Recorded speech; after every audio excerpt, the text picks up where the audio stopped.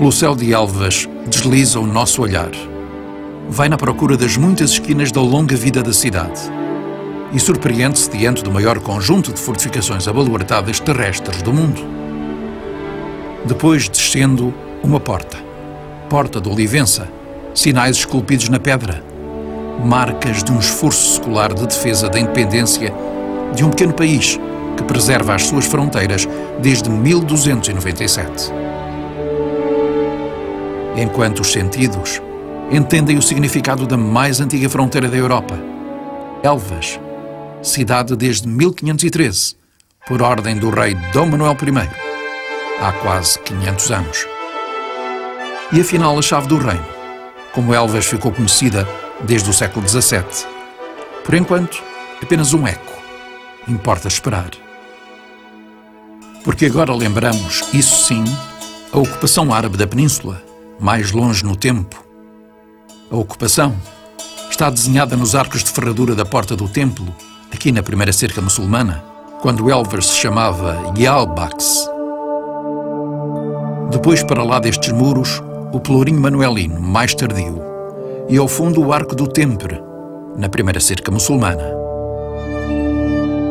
Ainda desses tempos longe, a porta da Alcáçova, o arco do Miradeiro, grossa selharia, aparelho do século X.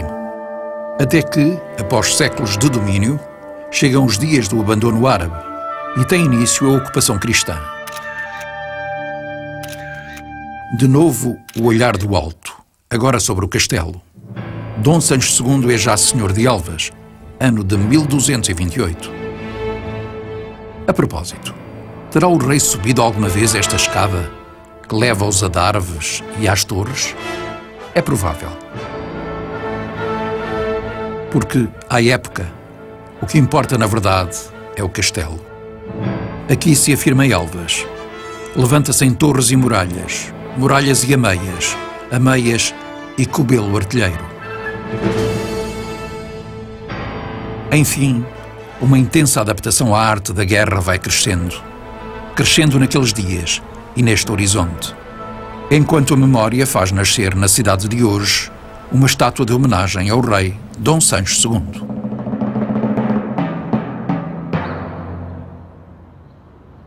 Agora a palavra ver estende-se a preto e branco por uma antiga foto de museu, até chegar aos recantos da Praça da República, lugar onde se ergue a antiga catedral, templo de matriz manuelina. Foi obra do arquiteto régio Francisco Arruda. Depois sofreu alterações, de que o século XVIII foi testemunha, simplesmente notável. Aqui a 2 passos, a porta da praça, segunda cerca muçulmana. E logo a seguir levanta-se a Torre da Cadeia, na rua do mesmo nome. É também conhecida por Torre Fernandina, a lembrar o rei Dom Fernando. Mas são ainda as marcas da segunda cerca muçulmana, os torreões que sublinham a paisagem.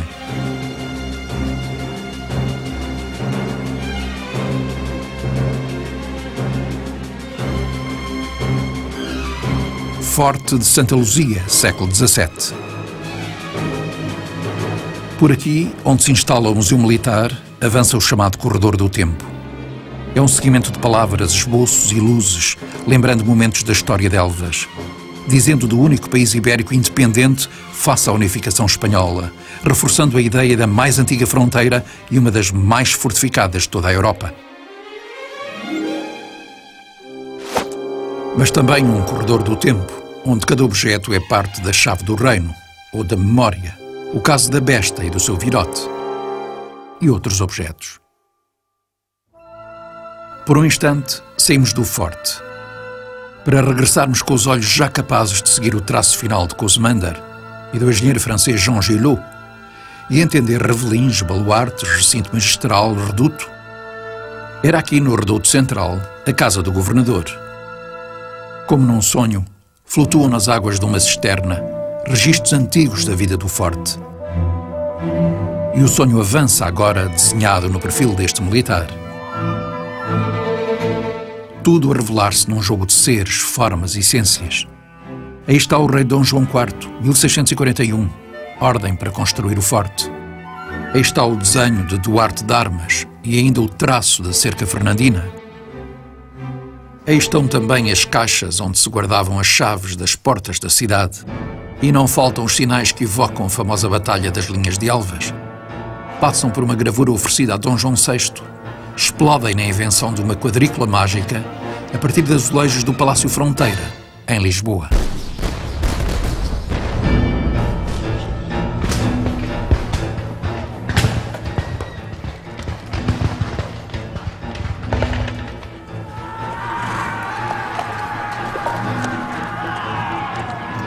Depois de um cerco de 3 meses, a vitória chegou no dia 14 de janeiro, 1659.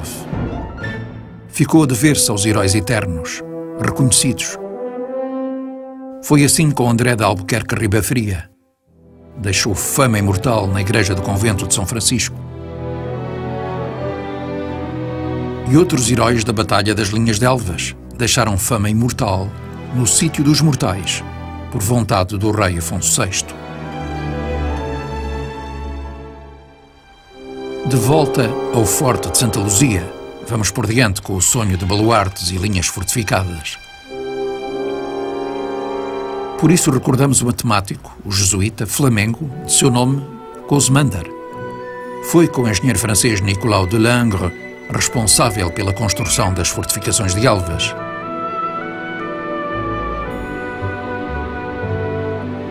E a história leva-nos também ao espaço da Capela de Santa Luzia. E descendo alguns degraus, mostra-nos o paiol interior do reduto central. Depois, a corrente da ponte levadiça promete revelar outros segredos. Confirma-se. Está aqui no exterior um conjunto de 3 fiadas de covas de lobo que dificultavam os assaltos das tropas inimigas. Forte de Santa Luzia. E solta-se de novo o olhar, agora à vista do Forte da Graça, onde também se conjugam covas de lobo, poternas, casernas, baluartes, cortinas. A caminho do Revelim das Salvas, a Porta do Dragão, com motivos bélicos. E logo um salto no espaço interior para sentir a força do reduto central. E então, o seguir do tempo e o vinco de linhas e ângulos, como aqui no fosso, também do reduto central. Forte da Graça, obra-prima de fortificação, cuja arte se esgotou aqui completamente, comentou Christian, príncipe de Waldeck, em 1797. Mas há que lembrar também os sacrifícios do povo, transportava pedra, madeira e as próprias vidas. O seguir da história, contamo-lo no seguir da escada, no 4º piso da Casa do Governador. 1762. De Inglaterra terá vindo o Conde de Lippe, indicação do Marquês de Pombal, pedido do rei Dom José I. O Conde de Lippe a propor a construção do Forte da Graça, que se inicia em 1763. Direção do engenheiro francês Etienne, colaboração do coronel de artilharia da mesma nacionalidade, Guilherme Valeret. Enquanto na Casa do Governador, ainda hoje há como divertir o olhar, cá fora, avança a quilha de um navio? Não, mero enquadramento.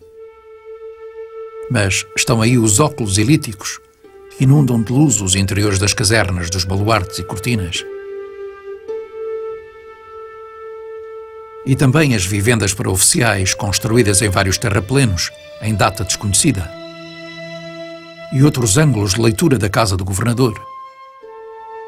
Até que chega a hora da linguagem simbólica da porta interior do forte, armada de combatentes, elmos, castelos, coroas e quinas. E ainda há de chegar a rainha, que alterou a designação de Forte de La Lippe para Nossa Senhora da Graça. A rainha, Dona Maria I. Agora, lá longe, no cimo do monte, ainda o Forte da Graça. Aqui, uma vez mais, o Forte de Santa Luzia. A intenção é regressar ao museu, saber do cão da pistola, de uma charlateira do século XIX, de outras peças, de imagens como esta?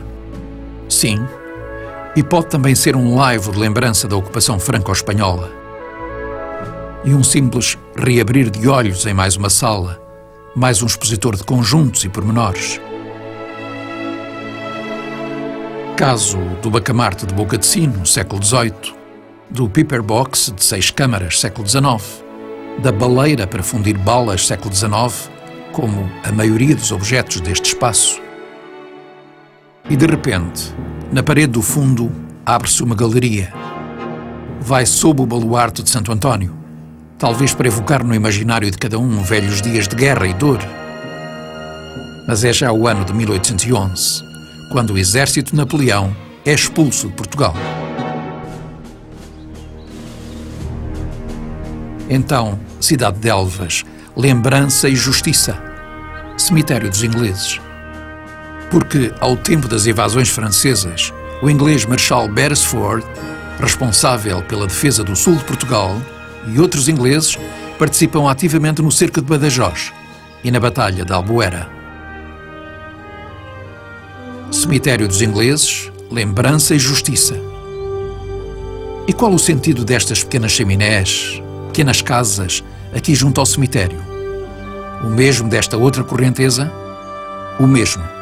Quartéis para alojamento de tropas, como estes, quartéis do Casarão, antigo regimento de Infantaria 8, o último dos muitos regimentos de infantaria, artilharia e cavalaria que escreveram a história militar de Elvas e do país. Um pouco mais acima, ainda no baluarte do Casarão, um cavaleiro.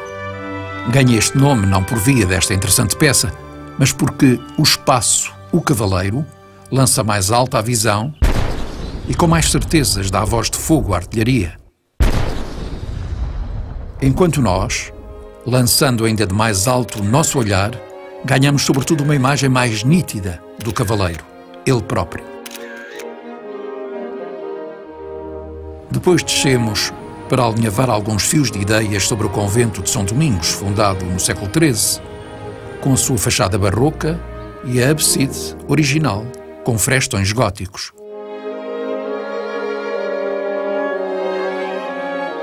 Com a extinção das ordens religiosas, o convento foi transformado em quartel, Regimento de Infantaria 8, que há de vir a ser Museu Militar.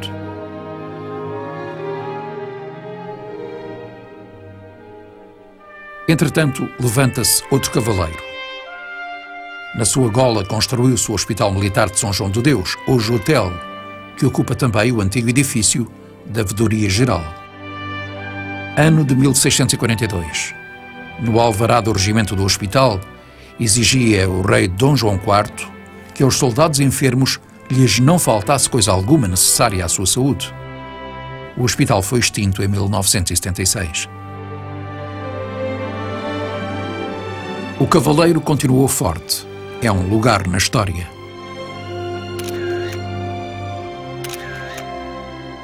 Como dizíamos no início, pelo céu de Elvas desliza o nosso olhar, para descobrir agora, junto ao castelo, o Paiol de Santa Bárbara, também chamado Grande Paiol da Praça. É ainda um eco, visto de longe.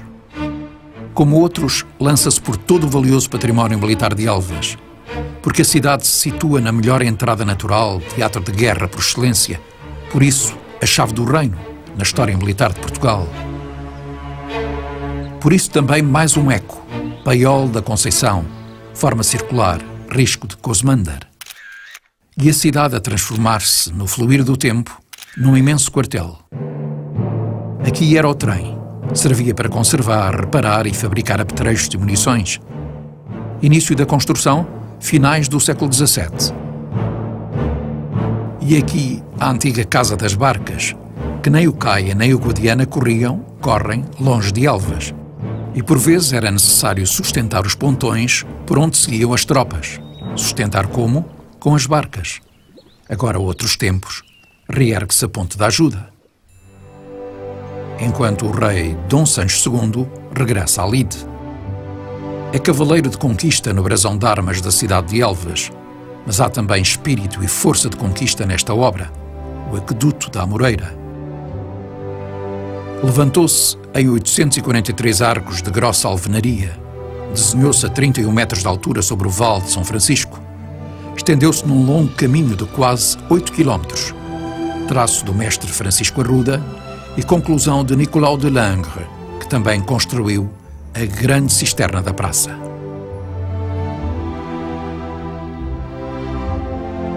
A água, vinda do sítio da Amoreira, chegou à cidade em 1622 e ainda hoje vai correndo.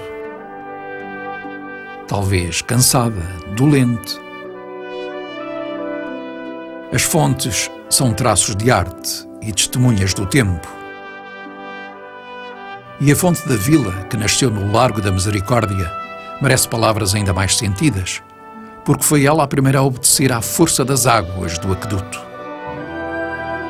Para a época, uma infraestrutura estratégica de enorme importância.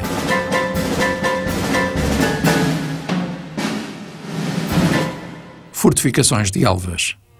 Com uma autenticidade inquestionável, a sua integridade e estado de conservação são tais que os soldados dos séculos XVII, XVIII e XIX, se regressassem à sua praça, poucas diferenças iriam encontrar. Aliás, as fortificações abaluartadas do centro histórico são o melhor exemplo, na atualidade, da tradição italiana e holandesa de fortificação. E os valores das suas arquiteturas civil e religiosa complementam a militar. Postais ilustrados do espanto de quem por aqui passou, na guerra ou na paz. A prova está na riquíssima literatura de viagens, dos romanos aos grandes escritores do século XIX. E as provas estão por toda a parte, como aqui na Igreja dos Terceiros, o interior revestido a azulejos, história da vida de São Francisco de Assis. A capela mora um tesouro de talha dourada, como toda a igreja, exuberante.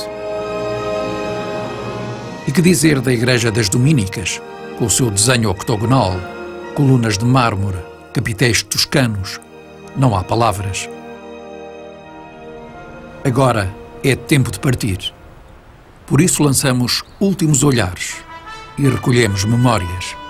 E fazemo-lo com o sentido de que todos os passos que demos são também uma chave do património mundial.